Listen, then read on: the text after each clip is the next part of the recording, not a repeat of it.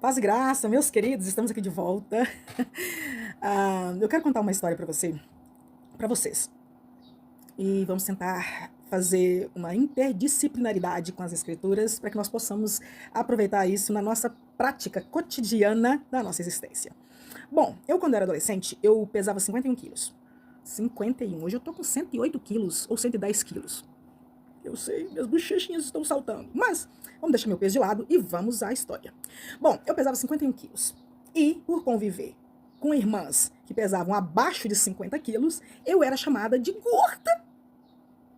Chamada de gorda. E aí eu via a gorda, botijão de gás. E eu acreditei. Eu acreditei em todas essas coisas. E essas crenças me limitaram bastante, porque eu nunca consegui me olhar no espelho e me enxergar uma pessoa com um corpo minimamente magro. Eu sempre me vi como uma obesa, uma mulher acima do peso. E como tal, uma mulher que poucos gostariam de relacionar. Então, essa era a visão distorcida que eu tinha, porque eu era frequentemente lembrada que eu era gorda. Por que eu era gorda? Porque na presença de duas pessoas com menos de 50 quilos, ao invés das pessoas assumirem, não, eu sou magra demais. Não, eu não sou magra demais, você é que é gorda. E eu, às vezes, irmão, não chorava perto das pessoas, mas eu chorava, me sentia gorda, eu ia vestir roupa, pasme. Queria que eu vestisse as roupas dela, mas eu, não, na época, eu ficava, hoje eu penso, né? Como eu fui ingênua em acreditar nessas pessoas. Embora fosse da meu convívio familiar, estava usando como mecanismo de defesa contra mim uma crença mentirosa. E eu acreditava. Acreditava tanto que eu nunca pude usufruir de ter um corpo bonito, olhar para o espelho e me sentir orgulhosa da minha cor e do meu peso e do meu corpo. Porque como eu era a única que tinha acima de 50 quilos, eu tinha 51, a única negra, com cabelo assim, né? Negra, usando nossas gafas, que eu uso gafas, senão eu não veio nada assim. Pero, tirar aqui para não refletir a luz. Eu acreditei piamente. Vivia fazendo regime para emagrecer. Passava fome, dava tonteira. Como se naquela época eu não tivesse uma vida suficientemente difícil. Ainda tinha essas crenças que me limitavam, que eu acreditei, que eu aceitei, por serem de pessoas que estavam no meu convívio, da minha família, que eu pensei que se importava comigo, que me amava. E muitas vezes é assim que a gente vive, pela ótica da crença limitante que colocaram na nossa cabeça. Porque o nosso inimigo, ele é astuto. Ele, se nós estamos na presença de Deus, ele não tem autorização para nos tocar. Mas ele pode fazer como fez Balaão, fazer o povo pecar, fazer o povo acreditar no que é errado e depois ele ter legalidade para agir. E foi assim que aconteceu. Eu acreditei naquilo que me disseram e o inimigo usou isso como instrumento para me deixar amarga, triste com o meu corpo, com a minha existência. Embora eu, na época, eu tivesse alguns rapazes que não partilhavam das mesmas crenças que eu e me achavam bonita e ia atrás de mim, querendo namorar, querendo casar, mas eu não acreditava, né? Que eles estavam falando a verdade. Muitas vezes eu corria, não só pelo fato de não ter, porque eu pensava, meu Deus, quando eu, né, se eu casar com essa pessoa, quando ela olhar pro meu corpo, ela vai sair correndo. Mas por quê? Tudo por crenças limitantes.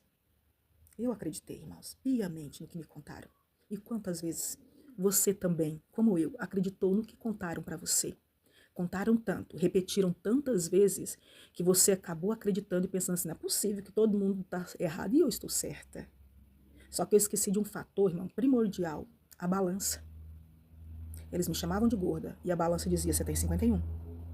Mas o meu cérebro, a minha mente, quando olhava para o espelho, via a Kênia, igual eu tô hoje, gorda. E eu tô obesa nível 1. E aqui não é para orgulhar e romantizar a obesidade. Mas eu não sinto, eu não tenho aquele sentimento de desprezo por mim que eu tinha antes. Porque hoje eu aprendi. Hoje eu aprendi a conviver com a Kênia. Aliás, não aprendi não, estou aprendendo a conviver com a Kênia e com as limitações da Kênia. Porque se eu mudo a Kênia, eu mudo tudo. Porque enquanto a Kênia tentou fazer as pessoas acreditar que a Kênia era magra, a Kênia engordou. Enquanto a Kênia tentou fazer com que as pessoas acreditassem em alguma coisa, a Kênia se estressou e frustrou. Mas quando a Kênia muda, a Kênia se livra dessas pessoas. E quando eu digo livrar, no bom sentido espiritual aqui. Não é porque eu tenho raiva e mágoa, não. Já perdoei há muito tempo, graças ao meu bom Senhor, Salvador Jesus Cristo, mas perdão não implica em convivência. Então, voltando aqui. Quantas vezes você, como eu, acreditou no que disseram para você? Que você é um fracassado, que você não vai para frente, que você não vai dar certo. E você acreditou tanto que daqui um pouco acontece como aconteceu comigo. Você não precisa mais de esforço mental para ouvir essas frases na sua cabeça e nem dessas pessoas mais do seu lado, porque aonde você estiver, embora essas pessoas não estejam com você, você vai ouvir isso de maneira automática no seu cérebro, aquela musiquinha tocando, você é gorda, você é fracassada, você não vale nada, você não vai fazer sucesso, e você fala, nossa, a música tá bombando, é um best-seller musical. Não, meu querido, é você que precisa ressignificar as suas crenças. Ressignificar o que alguém falou para você e olhar para você com outros olhos, com olhos de amor e empatia. E isso não é fácil. E falar, né, com essa experiência que eu estou contando para você, eu tenho outras, talvez a gente compartilhe aí mais na frente, não é fácil a gente ressignificar determinadas crenças limitantes. Mas quem sabe hoje é o seu dia de estar me ouvindo nesse momento e falar assim, rapaz, não é que eu tenho algumas coisas que eu tenho que ressignificar? Antes tarde do que nunca. Comece agora, refaça. Ah, eu tô te romantizando isso? Eu tô fazendo igual o filme que corta a vida 30 anos, de 40 anos de espera de alguém para 2 horas de história e viver feliz para sempre e você acha que tudo é fácil. Não tô romantizando. Vou fazer 50 anos, tô com 110, 108, 110 quilos, muito peso. Ah, pastora, você não tem medo de falar seu peso? Não tem não. Tá? Se alguém achar, preocupar com o meu peso, esse problema não é meu. Com todo respeito, o que você pensa de mim é problema seu, não é meu, tá? Hoje eu aprendi isso.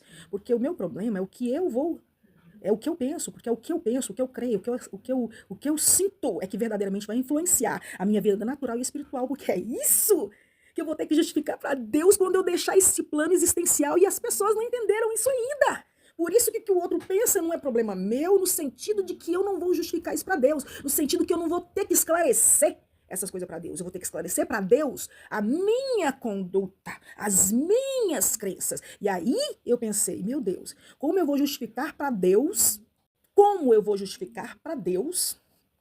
que eu não respeitei o corpo que ele deu para ser colocado, para ser morada, não só da minha alma e da minha essência, mas a morada do próprio Espírito Santo de Deus. Isso doeu. E devo te confessar que eu não descobri isso tem muito tempo, não. Não. Eu tô descobrindo muita coisa de 2020 para cá. Porque às vezes a gente pede para Deus, Senhor, me mostra, Senhor, trabalha. E a gente não está preparado por trabalhar de Deus. Sabe? Às vezes não é tão fácil como Eliseu falou para Geazi, para Deus abrir os olhos de Geazi, Geazi poder enxergar as miríades de anjos que estavam ali para defender Eliseu. Não, às vezes a gente precisa aprender, por exemplo, gosto de trabalhar com metáforas para que fique mais fácil, a gente aprender que ninguém coloca R$100 na mão de uma criança de 5 anos, não porque ela não mereça, mas é porque ela não vai saber gastar e ela vai ser enganada, ludibriada. E pode haver outro sofrimento, alguém pode roubar ela, né? Na gana de roubar para que ninguém perceba, ela pode morrer, porque ela está com uma coisa que ela não sabe administrar. Então, um longo tempo da minha vida eu não soube administrar muitas coisas. Eu estou aprendendo. E eu espero, sinceramente, que você também aprenda. Que essa pouca história que eu te contei te sirva para alguma coisa. E lembre-se, Deus te ama. Quero que valorize o que você tem. Você é um ser, você é alguém tão importante para Deus. Você é importante. Olá, bom dia, a paz do Senhor para vocês, tudo bem? Eu espero sinceramente que sim. Meus queridos, eu quero partilhar com você uma palavra, um devocional de hoje que fala, sede fiel no pouco. Ok? Vou ficar só aqui, não vou falar do restante. Essa passagem ela se encontra no Evangelho de Lucas, no capítulo 16, no versículo 10. Nós sabemos, irmãos, que muitas vezes nós esperamos o momento adequado para realizar alguma coisa. Sabe? Aquele momento que a gente fica esperando e pensa, não, vai ser agora. Mas e se o momento adequado for agora? E se o que você está passando hoje for o suficiente para que você venha realizar algo que no futuro vai ter muito mais proporções positivas para você do que se nós esperarmos aquele momento que a gente acredita ser o momento ideal. Desde criança, eu aprendi, né, com uma professora minha, ela falava o seguinte, Kênia, Não espere o momento ideal para fazer as coisas. Este momento ideal, como você pensa, ele pode nunca vir a acontecer. Faça o que você precisa fazer com aquilo que você tem ao seu redor.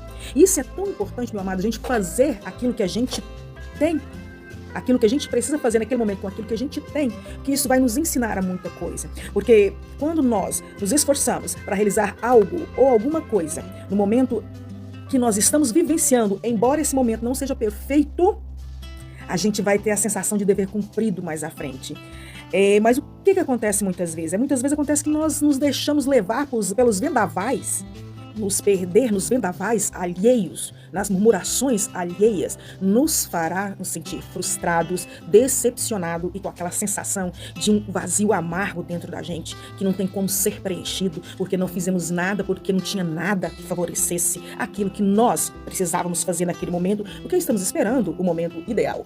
Mas eu aprendi, meus amados, que o momento ideal, ele é o momento que você está vivendo agora.